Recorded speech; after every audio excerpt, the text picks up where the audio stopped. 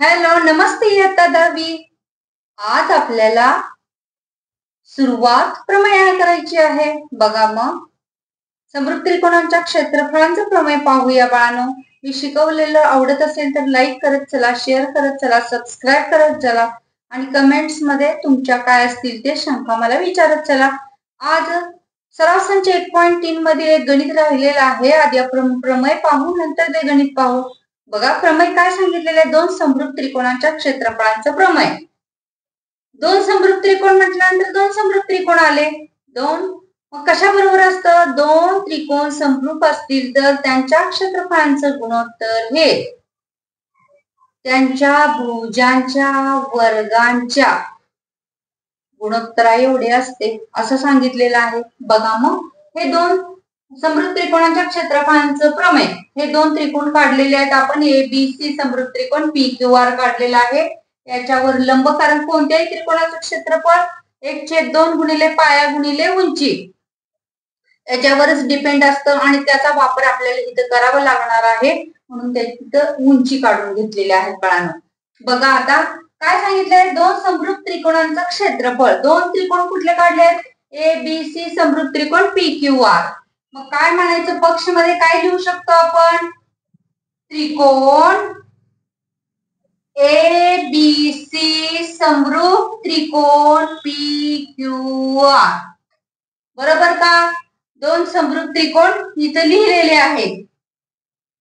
त्यानंतर काय काढलंय, AD लंब BC, AD लंब BC आणि काय काढलाय, PS लंब QR. हे काय झालं आपलं पक्ष.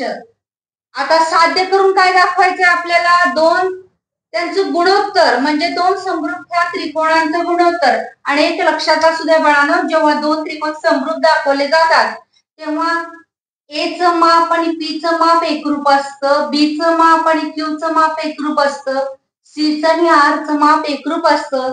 त्याप्रमाणे इथं B आणि Q काय होतील, एकरूप. C आणि R काय होतील, एकरूप.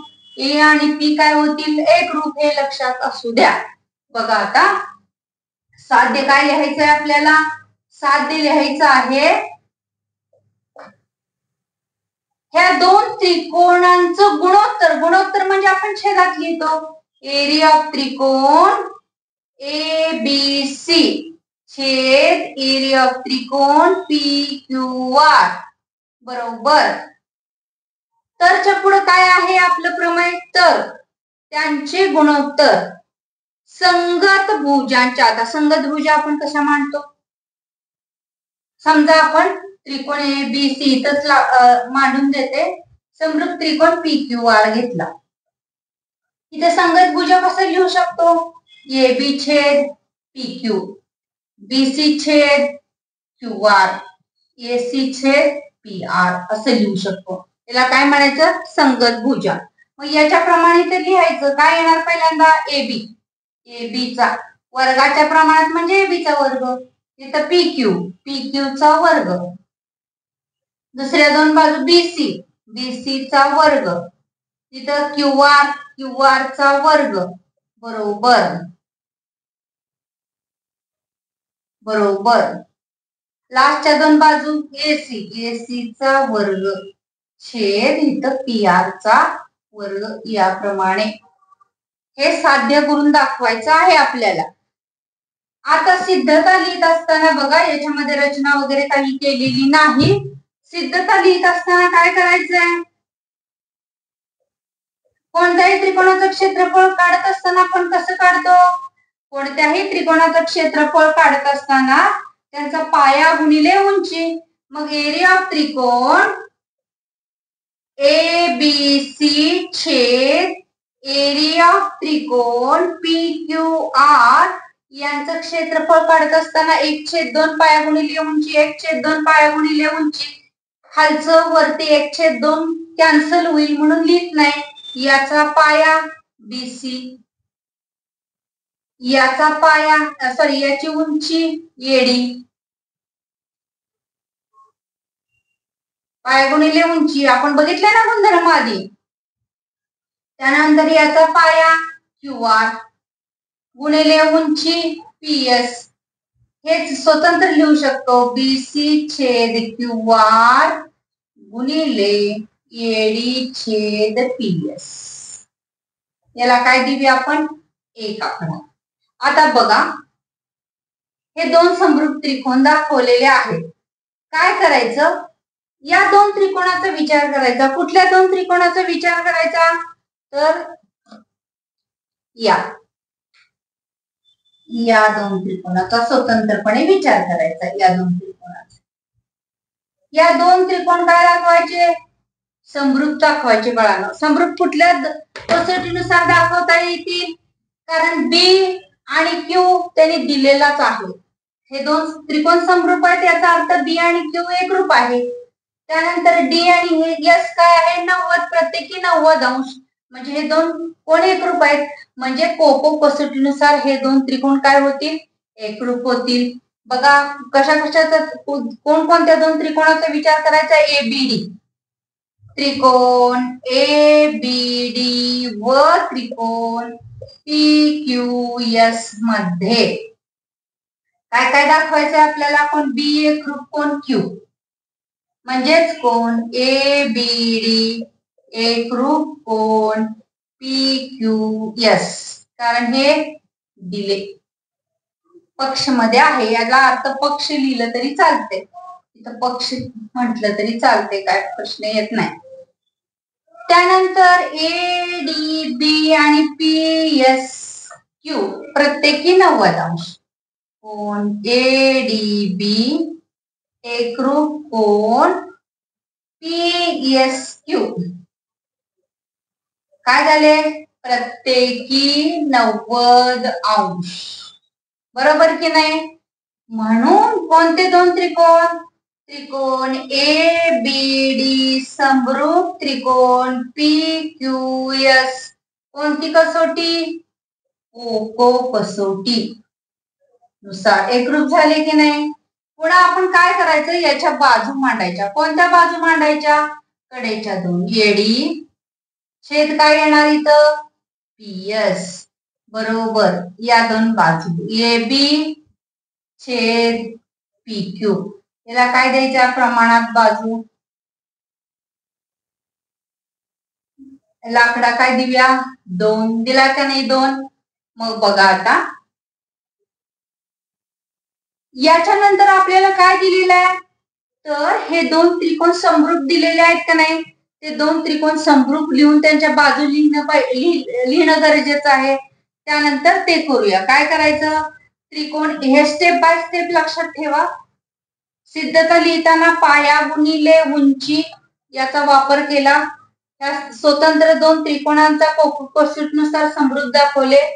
त्यानंतर त्यांच्या बाजू प्रमाणात लिहिल्या आणि त्याच्यानंतर काय लिहायचं? त्रिकोण ए बी सी समरूप त्रिकोण पी क्यू आर हे दिलेलं आहे. मग आता आपल्याला पुसून घ्यावं लागणार आहे थोडं.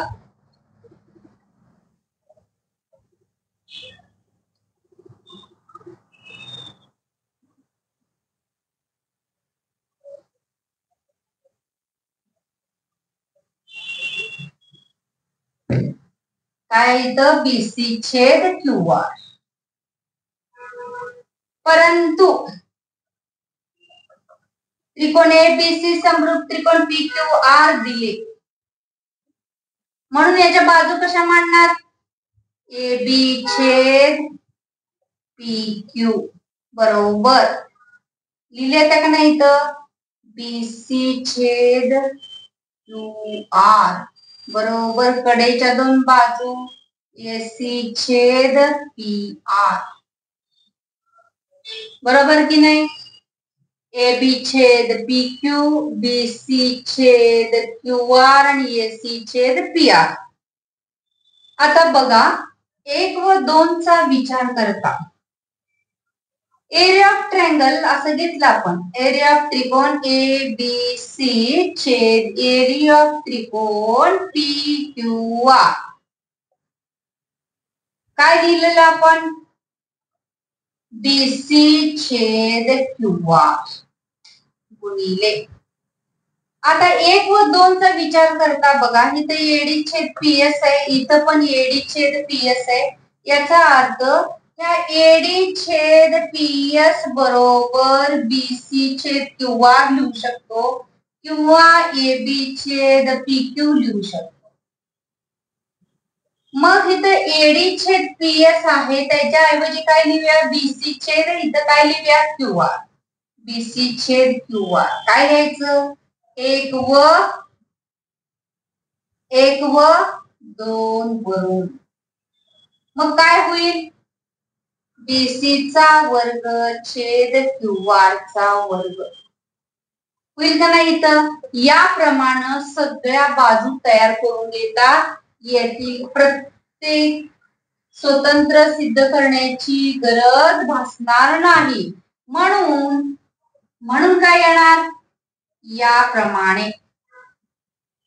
याप्रमाणे काय लिहिता येईल एरिया ऑफ त्रिकोण ए बी सी छेद एरिया ऑफ त्रिकोण पी क्यू आर बरोबर त्या बाजूने लिहिता येईल ए बी चा वर्ग छेद पी क्यू चा वर्ग बरोबर बीसी चा वर्ग छेद क्यू आर चा वर्ग बरोबर एसी चा वर्ग छेद पी आर चा वर्ग. याप्रमाणे सिद्ध होईल की नाही आहे की नाही सोपं 3 मार्क्स मिळून गेले की नाही. याप्रमाणे 3 ते 4 मार्क्स आपल्याला विचारलं जाईल. अगदी सोपं आहे बाळांनो सहज मार्क्स मिळवता येतील. चला तर मग 1.3 मधलं आपले गणित राहिलेलं आहे ते पूर्ण करायचं कारण आपल्याला 1.4 चालू करायचंय. तर हे तुम्हाला आता समजलं असेल अशी अपेक्षा बाळगते. आणि पुढचं गणित काय आहे 1.3 मधलं बघा ते घेऊया. म्हणजे 1.3 हा काय होतोय कंप्लीट होतोय आणि याच प्रमेयावरून 1.4 सुरू करता येईल.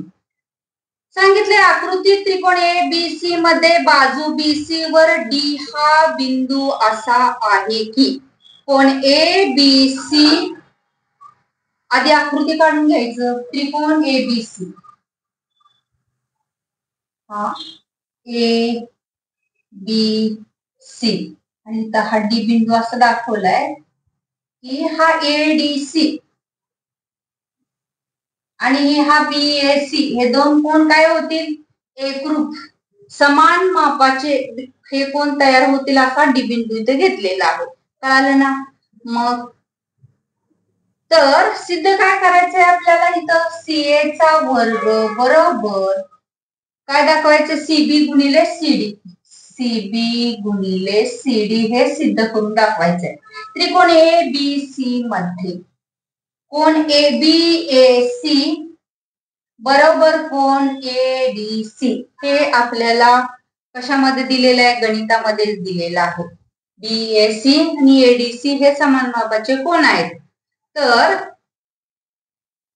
सिद्ध करायचंय काय करायचंय सीए चा वर्ग बरोबर सीबी गुणिले सीडी हे अतिशय सोपं आहे काय अवघड नाही. दोन त्रिकोण वाचता आले पाहिजे महत्वाचं. दोन त्रिकोण वाचायचं कोसेटनुसार एकरूप दाखवायच्या बाजू प्रमाणात मांडायच्या. सिद्ध झालं मिळाले की नाही 3 मार्क्स. मग कुठला आणि कसा त्रिकोण वाचायचा ए बी सी आणि डीएसी त्रिकोण ए बी सी व त्रिकोण डीएसी मध्ये हे दोन त्रिकोण वाचले आपण ए बी सी आणि डीएसी हा ए बी सी घेतला आणि डीएसी हा दोन त्रिकोण घेतला. त्याच्यामध्ये काय दाखवता येईल त्याने आपल्याला सांगितलेच आहे बीएससी एकरूप कोण बीएसी एकरूप कोण काय सांगितलेलं आहे एडीसी हे एडीसी हे काय आहे दिलेलं आहे. मग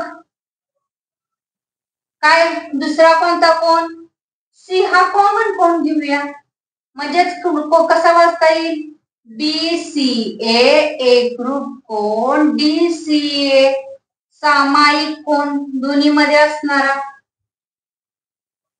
म्हणून त्रिकोण काय येत आहे ए बी सी समरूप त्रिकोण डीएसी कसोटी कोणती कोको कसोटीनुसार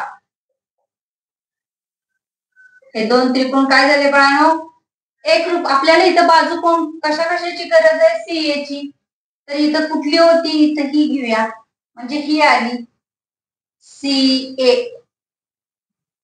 डीसी वाचल्या का सीडी वाचल्या, सीडी.